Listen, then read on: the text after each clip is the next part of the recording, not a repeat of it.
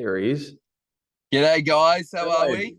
How are you, mate? Looks like you're in the witness Good, thank protection you. Is that all program. right? The background there, it's a little bit blurred, but I'm actually in the back seat of the car. Johnny, you've done a tremendous job. How did you do that? I actually, when you guys sent it to me, it was like this. So I think there's like there's some little setting, the whiteboard setting, I think. So yeah, no, I don't know. Is that all right? Genuine witness protection program sort of set up. I love it. This is great. Why Exactly. Yeah, I'm actually at the seat? racetrack. My nag's running a little bit later, so I'm having a punt. What horse is it? What we're going to get behind it? Hang 5 at Eagle Farm, race 6, 3:48. So got a little bit of time. We'll see how he goes. I'm going to write He's it down. due in. He's due in. Yeah, he's due in, but mate, yeah, take it with a grain of salt. We haven't got an apprentice on board, which is good because they've been mongrelling him lately. So yeah, we'll see how it goes. This is exciting. Dave, are you going to have a bet? I will be now that I've heard that a good tip. I back Johnny. This is huge. What do you mean? Because Johnny, if you don't know this, Dave's very tight with his money. It's because I don't have any. Okay. Because I don't have any. Well, the mate. pressure's on. You're putting it on The now. pressure's on. After this, I'll get into the mounting yard and I'll give him a rev up. It's a $5 each way bet, I reckon. $5 each way. We'll see how we go. Yeah, Farm. tell him David Zita's put money on it. It'll get him across the line. What sort of a track is it? Like soft 6? Or what is it? No, good. No, it's hot. It's hot here right now. So good track. Should be all right. We'll see how it goes. Yeah. No one works harder on the court than you, No. Johnny. It's always a pleasure to watch you play. No. We saw you playing, is it Travalia? I was watching it on the qualies. And so your back was knackered during that match too? Yeah. I only had look, I'll be honest with you. I hit for 10 days before going into that tournament in about 4.5 months. So Wow. I think I pissed off a few of the pundits, the betting pundits who send you your death threats. I think they thought that I was probably a bit more done than underdone, but that's all right. Yeah. Yeah. Do you actually get that, John? Like you get betting you pundits sending you this kind of stuff? I reckon you would. No, you do. You get so much of that. It's constant. It's just constant abuse, death threats, all that. But you take it with a grain of salt. Honestly, it doesn't really ruffle too many feathers. One time, I think it's more like when they get a bit personal, but then they hit a bit of a chord, and if you get you on a bad day, then that's when it kind of strikes a chord. But one time I went on to he had an open, the idiot, he had an open Instagram page and his Facebook and all that, and I messaged his sister. He was a British bloke, and I messaged his sister because she was tagged in one of the things, and I said, your brother, he's sending out some pretty vile stuff, and maybe he has a bit of a betting problem, maybe he's got a few little issues there. You should get on top of it. Well, then you should have seen the abuse I got from him then, because she obviously told him, and then it just the abuse I got then, it kind of it probably reinforced that maybe he does have a bit of a problem. Because, it was my fault apparently. Oh, it's your fault, of course. Yeah. How dare I track down his private page and maybe try to address some of his issues. Try and get him some help. He should be thanking you. No, if anything, it's extraordinary. Yeah, I want to say I apologise for those. They were out of Exactly.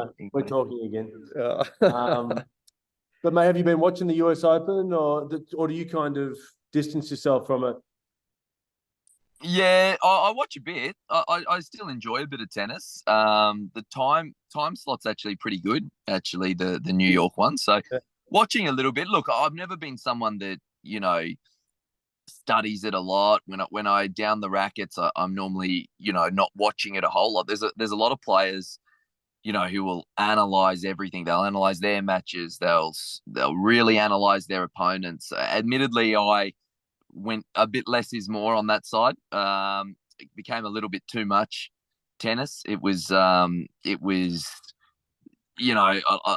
like to get that escape from tennis, and I felt sometimes if you're always watching it, if you're watching yourself, if you're watching other people, you didn't really get that downtime, that mental release almost. So I can appreciate it. There's certain players that I really like watching. So if I know that they're playing, I'll definitely turn on the TV and have a look.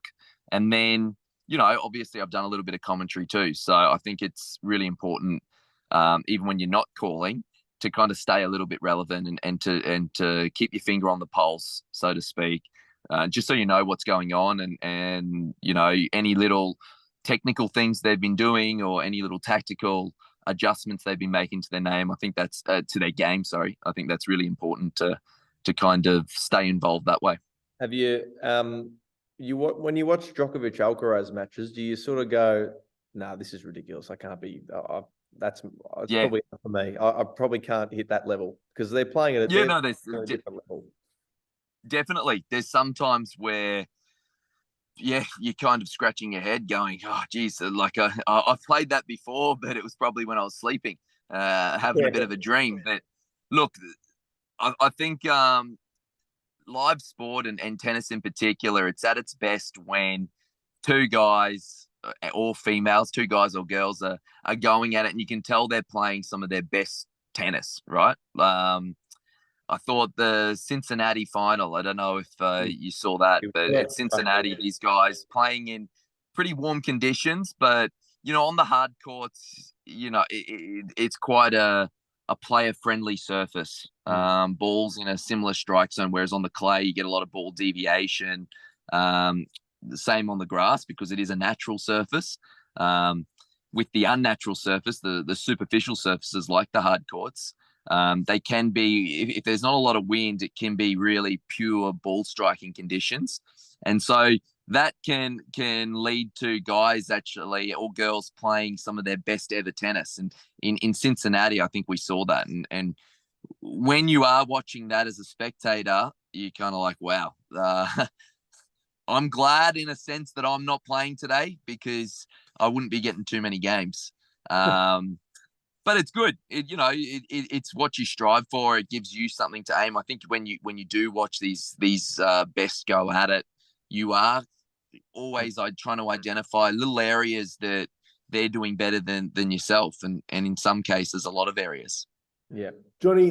Toni Nadal has come out just in the last 24 hours, and he said this: the top tennis players of a few years ago were better than those of now. Before, the players were significantly better and much more competitive than those of the present moment. The Djokovic of now is worse than the one of 5 or 10 years ago, without a doubt. Nadal would surpass Medvedev. Murray is better than Zverev. Wawrinka better than Ruud. Del Potro would also beat Rublev, and Ferrer the same with Rune. What do you think about that comment from Toni? Look, I think he's probably being a little bit black and white in his statement. Very matter of fact how he's speaking. I don't necessarily agree with that. What I do think at the top level, I don't necessarily think Novak's playing worse than he was 5 or 10 years ago. I definitely don't agree with that statement. But what I will say is there's definitely a transition happening. We've seen Rafael Nadal. We've seen coming towards the end of his career. I know he's planning on playing one more year next year. We've seen Roger kind of hang them up. We've seen guys like Stan and Andy, they're at the back end of their career, no doubt. And their ranking probably reflects that they were playing better tennis, 5 years ago, 10 years ago. But I do think we're in a bit of a transition moment. I think consistently, some of the younger guys aren't necessarily playing their best tennis week in, week out. And I think that's why we're seeing a few more inconsistencies with their performances. Casper Ruud losing to Zhang at the U.S. Open. You didn't really see those types of really big upsets 5-10 years ago with some of these better players.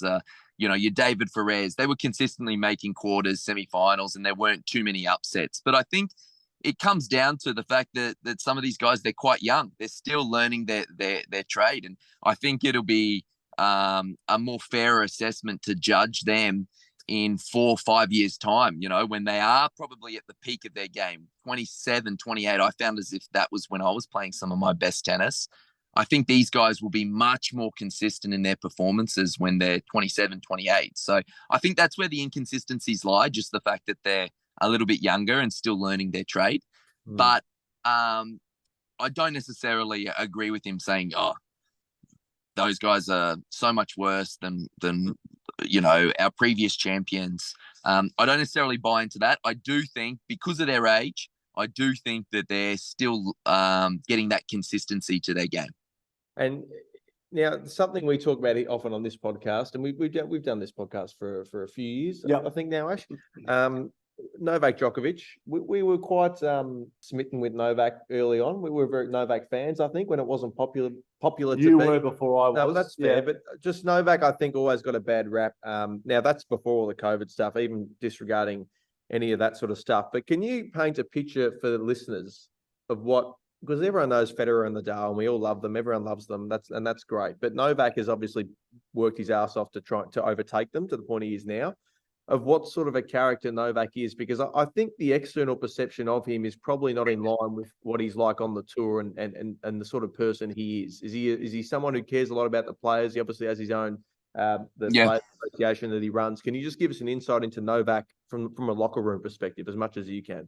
Yeah, for sure. Look, first and foremost, what he does on the court, I think, is pretty incredible. The longevity he's managed to kind of almost redefine. We have to go back to the days of Jimmy Connors and whatnot for those guys who were playing so well, in their latter 30s. So I think he's kind of redefining, what that age is just a number for some people. The fact that he plays such a physical brand of tennis, he's a baseline. Some of his games look super exhausting, but his body responds. I think he's taken that off-court stuff to a whole new level. So I think respect where it's due. He's one of the greatest ever to play, and his Grand Slam record and weeks at world number one reflect that. But what's he like off the court? I have a great relationship with Novak, and you touched on it. He is really, I think his heart's there for the good of the game. He wants more players to make more money from the sport. He wants playing conditions to be better. That's why he's established the PTPA. I think he's really taken a holistic approach to the tour.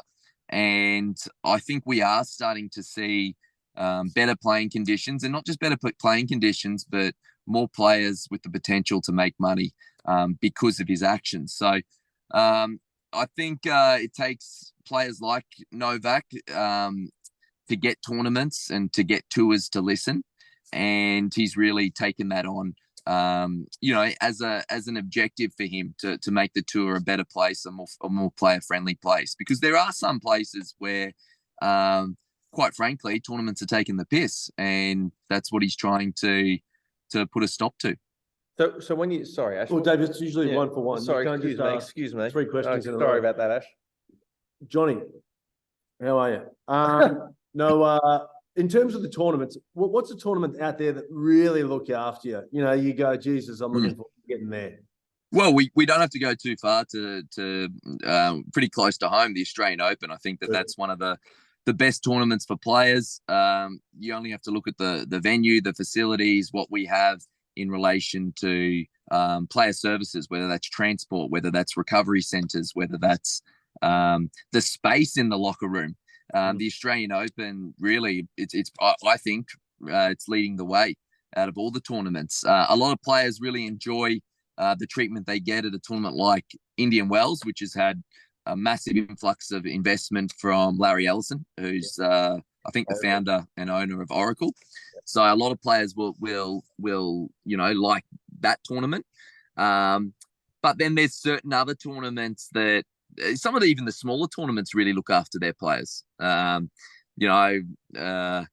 tournament in Sweden, there's Stockholm and Båstad. That's always a favorite amongst the tennis players because, you get treated like a proper professional tennis player. But unfortunately, there are some tournaments that, are probably stuck in the past a little bit. The professionalism of tennis in terms of the play, I think, has increased, but perhaps they're still doing, the gym spaces, etc., are still what it was 30 years ago. Yeah. So just in terms of the salary and the way that you play as tennis. I think they're trying to introduce salaries to tennis players now, which is probably different for the majority of your career. But I think there's a perception among a lot of people, maybe not our listeners, but that, the tennis life is a life of luxury, a life of significant money. Yeah, I've got a question from a listener. At the end of the podcast, we will ask listener questions. Okay. So I can't ask this question? No, because you'll take away the spotlight from our listener. Okay. All right. So I thought we hosted the podcast, but clearly the listeners do. Well, it's a people's podcast, Dave. Yeah, no, it's great. Sorry, Johnny. You take over. We don't. All right. I'm curious to see whose turn it is to ask the question. I think it's David's. He gets 3 in a row. No, well, that was I was about to ask him. I was going to say, mate. We're going to get to that. You keep going. Now, of course, arguably your biggest win ever was this time of year. I think probably 2018 at a guess over a guy whose name I've forgotten. Do you look back at the US Open with fond memories? Yeah, definitely. That week, going into that tournament, I was actually feeling pretty average. Technifiber had repainted the model of racket that I was using. I felt like the frame was stiffer. I didn't play well at Winston-Salem. And then I go into the US Open really kind of doubting myself, but got through the first round and then things kind of progressed from there. Had a good win over Fognini, started to grow into that tournament and then started to play some pretty good tennis. I think the conditions helped me that year. It was hot, but not only hot, it was very humid, a little bit like we're seeing in this year's edition of the US Open. It seems to be really muggy over there. And if you've been into a Brisbane summer, it's quite similar conditions. And I'm a Brisbane boy. And when you have conditions where you grow up in, it feels a little bit like home. You're just used to how that ball's going to play. So I think the conditions really helped me that year. Obviously, I had some really big matches there. The one against Roger, the biggest of the lot, when I was playing on Ash. A nice little feature when you play on Ash, which I never knew about, was if you get the win on Ash, next day in your locker is a little framed photo of yourself playing on there, congratulating you on your first win. So I've still got that somewhere in the storage room at home. So there's all these nice little perks that you get once you progress into the tournament. All of a sudden, you're not hitting in the park practice courts, which is often the public park. You actually get to hit on site, which is nice. But really, some really fond memories from that US Open. There's still probably a couple of other matches that, I have even better memories from, but that one's right up there. Well, talk about that one then, or the matches that you have better memories from, because everyone goes, Johnny Millman, he beat Roger Federer, obviously, and that was a great match. But what are the ones that you have the best memories from? I think anytime you play Davis Cup for the country, the boys are off about to play right now in Manchester. So I think one springs to mind. I was playing in Adelaide, and I won kind of the deciding rubber there. I think 7-6 in the deciding set. And I think that the fact that you're playing for more than just yourself, I think that's really special. And then there's your home slam matches.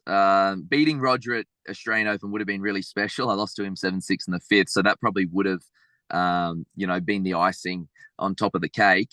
But I've had a couple of great matches that have really stood out for my mind. On the People's Court, Show Court 3 out at the Australian Open.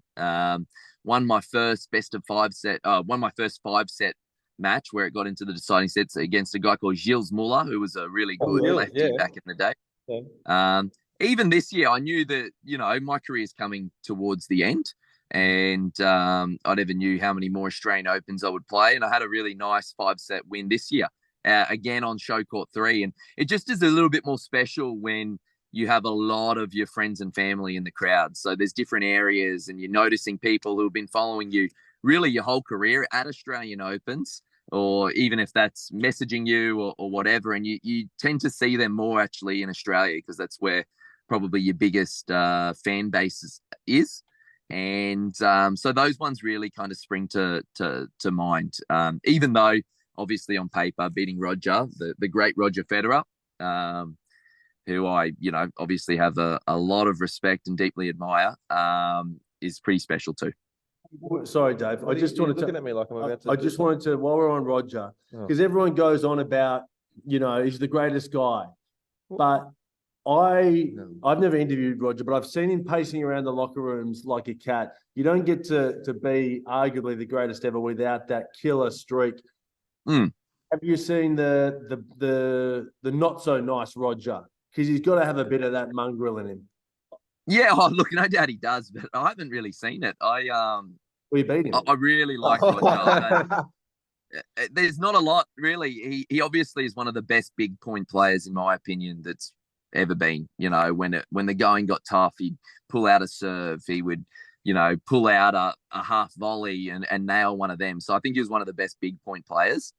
But he's actually genuinely a really good bloke. If he was down at the pub, he'd fit right in my opinion. I've been lucky that, I've had after a French Open once, I got the call up from Sevi, Roger's longtime Swiss coach. Hey, John, are you free for a few days? Can you get to Zurich and hit on some grass courts with Roger?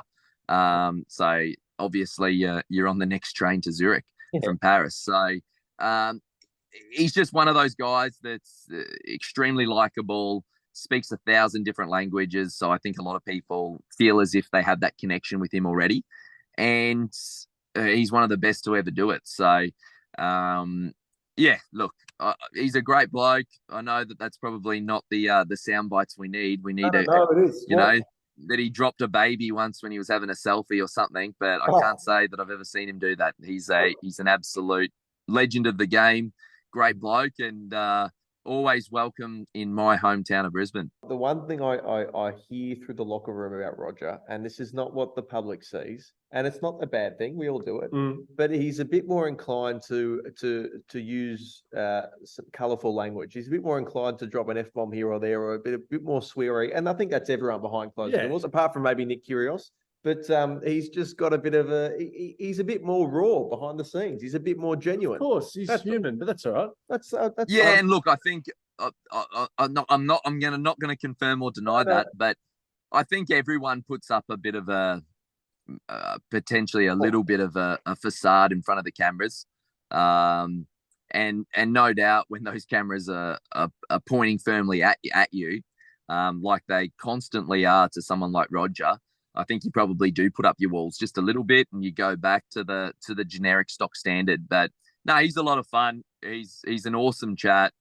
Him and his whole team, really, I really got along well with his whole team. Like I mentioned, Severin Luthi, I had a really good relationship with him and just good people to be around. The next day after I played Roger and lost to Roger at the Australian Open, tore my calf in the process, so I was hobbling around, but I met up with when did you tear your calf? What set? Oh, but that's no excuse because I didn't even feel it. Like there's so much adrenaline. It's the next day when you wake up and you're like, okay, this isn't quite right. So I got the scans and there was the tear there. So that's no excuse whatsoever. I lost it because I was up 8-4 in the fifth set tiebreaker and somehow managed to lose it. And Craig Tiley the year before had changed the format to make it a 10-point tiebreaker instead of a regular tiebreaker. So I'm going to blame Craig Tiley. Come on, Craig. Yeah, exactly. But no, look, the next day I was out with some of my mates and we met up with Severin out at what is it? Is it Ponyfish Island at Melbourne? And owned by Grant Smiley. Oh, so and we were on the cans there. So have a really good relationship with him, but also his team, who are a lot of fun and class acts. Sorry, Dave. I just need one. And then you can go to your listener question. No. Right. I want to just touch on. You go. All right. Yeah, because the horse is running soon. Oh shit. Okay. We'll be 5 minutes. No, I'm joking. I'm joking. One answer. Just one very quick. I'm joking. No. But what your greatest of all time? Who is it? Whoa, gee whiz. And it's gonna be... I'm gonna go on records. Okay. And I think it'll be whoever has the most amount of Grand Slams at the end. Right. At the moment, that looks like Novak. I'd never ride out Rafa. But it's so close between that top three. But I would probably judge it on Grand Slams. I think that's the biggest thing in our sport. And you can't deny Novak's record in them. For sure. Well, do you think Rafa has one more good swing in him? The French. If he's fit, I don't think you can count out a guy who's lost, like 3 times at Roland Garros his whole life across almost 20 years. So he's incredible at that tournament. So if he's going to win one more, I would say it's Roland Garros. And I think we've all been silly enough to ride out one of those big 3 in the past. Oh, this could be it, and then Roger comes back and wins an epic 5-setter against Rafa at the Australian Open. I think you're a brave person to count out, one of the all-time greats in Rafa, especially if he's got one more Roland Garros in him. That's it. And I was just going to ask before, when you went and practiced with Rog in Switzerland, that was before you beat him at the U.S. Open. So do you think that helped kind of take away some of the aura of Rog a bit? I wouldn't say that did. I was already kind of familiar with Roger because I'd played him before at Brisbane International, where I had a 3-set match with him there. So I think that was probably the moment where you were just a little bit more familiar, especially under match conditions, how he goes about his business. So I think that it was probably, if anything, I was a little bit more comfortable having had that experience. I think it was in 2015 at the Brisbane International that I'd played him in a match, I'd taken a set off him. And for whatever reason, and it sounds ridiculous because my career pales in comparison with Roger's, but for whatever reason, against Roger, I felt relatively comfortable on the court. It was just a matchup thing. Whereas when I played against Rafa, his ball, the lefty, it just matchup related. I really struggled against him. So I think that, I was lucky to have that experience at BI, and that definitely helped me going in when I had to play him at Roland Garros. And the fact that I'd played, 3, that was 4th round. So I'd played 3 matches. I was confident. It could have been a far different story if I'd drawn in first round. You're fresh off, you're not feeling that good, you're playing average in Winston-Salem the week before, and then you play Roger Federer. Probably was going to be a very, very, very different story. Yeah. Listener questions. We've just got a few here, Johnny, and then we'll let you get going to watch. No problem. Race 6 is from Nathan. It's a 2-parter. 1, what ranking were you when you felt comfortable financially that you could continue as a pro? Yep, that was top 100. Not only is top 100 significant, it just feels like it's a bit of a milestone. I was a good player because I got to top 100. That's the mentality of a lot of players. But that just gives you automatic entry into these Grand Slams. So your Grand Slams is really where you make your money. Obviously, if you go for deep runs in some of these Masters events, that really helps. But the Grand Slams is where you make the money. And the fact that if you're top 100, you can play those Grand Slams, it really sets you up for the rest of the year. Awesome. Second part. Have you seen any potentially great players drop out before really having a crack because money was too tight to get into the higher rankings? Yeah, 100%, especially Australians. I think because of our location being in Australia, you have to go away for 11 months a year. Not only is that really hard mentally and physically to go away for 11 months a year, unlike, some other sports in Australia, like footy players, where you can at least have a base at home with your friends and family and whatnot. With tennis, you're away for 11 months a year. And what, that also is, not only is it hard mentally and physically, but it's very expensive. Imagine going away, trying to compete. So you're not trying to do it, backpacker style, but you're still trying to compete and pay for all those expenses. Imagine doing that just on a holiday for 11 months, a gap year, so to speak. Imagine doing that and trying to play tennis. It is very, very expensive. So, I think I'd love to see more tournaments in Australia. I'm not saying ATP events, we've only got our 1-month window, but I'd love to see, more futures, more challenges, as many opportunities as possible for those players to kind of get inside that top 200 where they can probably then get by and at least cover their expenses. Can you do any deals, Johnny? You often see players posting Instagram, branded stuff. Can you do any deals to try and, subsidize the comm? Yeah, I mean, you try to where you can. It is hard. Look, the reality is tennis is on the screens in Australia for 1 month a year around the Australian Open, and that's when players have their most appeal. So you try to cash in then, but after that, it seems to be a lot of the athletes, that you see on Instagram are our Australian swimmers. I see them a lot, with little deals, or even our track and field players, or our AFL players, or footy players. Yeah. I see a lot of that. I think out of mind, out of sight a little bit with the tennis. And Yeah. so I don't know if we're quite as attractive to, a sponsor than, some of these other people who base themselves out of Australia and can spend a lot more time here. Yeah. I was got one more question, No, Dave. go for it. I'm just looking at it's 26 minutes he's racing. 26 minutes it's racing. It's the favourite. It's the favourite. You didn't say No, we'll see though. We'll see how it goes. Yeah, it's always the favourite. It says it's fitter third up, has raced well this track previously, in the mix. We'll see. Hey, don't put the mocker on it. Oh, actually, no. It's going to finish last. All right, go. Last question, then we can go. Lupeg, one of our favourite listeners, Johnny, who he calls us virgins for some reason. Talk about abuse. Yeah. Lupeg says, what strings and tension do you use, John, and why? Good question. Yeah, I use a black code, so it's a Technifiber string. So I play with Technifiber rackets and string. They started off as major. And they actually started off as a stringing company. It's a French company owned by Lacoste now, or the same people who own Lacoste. So I like the black coat. I used to play with before I was sponsored by Technifiber, I used to play with Luxlon Big Banger, but I found that a little bit harder on my shoulder and elbow. This is also a poly string, but it's a little bit softer. So it was just a little bit easier on a guy that's had 2 shoulder surgeries. It helped me out. So I play with that. And something that doesn't help out my body or my shoulder is the fact that I string it I get up to about 68 pounds sometimes. So we work in pounds a lot with Australian tennis players, at least. I can't do the conversion at the top of my head what that is in kilos, but that's probably one of the tightest on tour.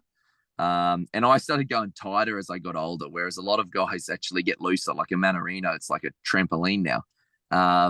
I just went really tight. I don't know.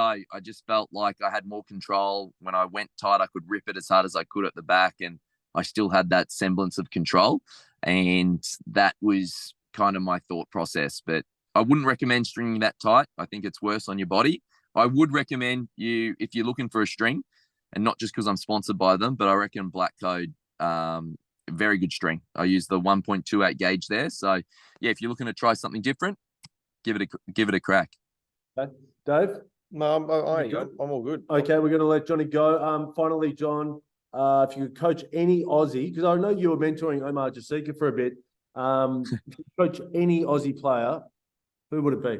Yeah, I did actually a little bit of coaching a couple of months ago. I was working actually with Huey and Eddie Winter. So let's give a shout out to Eddie Winter. He's over at Pepperdine right now. He's one of our better kids in that age group, and love the way he goes about it. So out of the young Australians coming through, I'd love to give a shout out to Eddie Winter. He was awesome fun to work with, and so was his brother Huey. Sorry, Huey. But out of all the guys, I reckon we'll go close to home, and we'll go Alex Demonar. He's one of my best buds on tour. Love what he's about. Love the fact that he leaves it all out there. But he's got a great coach in Adolfo Gutierrez, who he's had for a long time. And I don't reckon they should ever break up that connection, because I think they're doing great things. I'm expecting a massive year next year for Alex. I reckon he's going to finish top 10 this year. And he's someone at the Australian Open I reckon every Aussie should get behind. He gives it all, and he gets every little last drop out of himself, as does Johnny Millman. He's a great player. No, he's a great player, and he kind of flies under the radar here. And so we've got a winner, hang five. And who wins the US Open finally? Men's. That's a tough one. I reckon Alcaraz. You're going to beat him in back-to-back slams. That's big. Yeah, I reckon Alcaraz this year, but we'll see. And Johnny, how can people stay in touch with you? I don't know. Give us a follow on Instagram, I guess. But I'm not really about the social media life. I've got to be honest with you. If ever you see me, I'm always up for a chat. So feel free to come up, have a chat to me. I know sometimes people are a little bit standoffish in the tennis world, but I'm not one of them. So I'd say approach it that way. Come up, have a chat, have a chin wag, and we'll talk tennis and horses and fantasy football. Fantastic I love it. stuff. I love it. Hey, John, really appreciate your time today, brother. Absolutely, John. Thank you. No problem at all. Thanks for having me. Good on you, Johnny. Good luck with the horse, and we'll speak to you down the track. See you later. I'm sweating bullets. Go, mate. Get over there. See you, Johnny. Johnny. Thanks, bro. See ya. Bye, mate.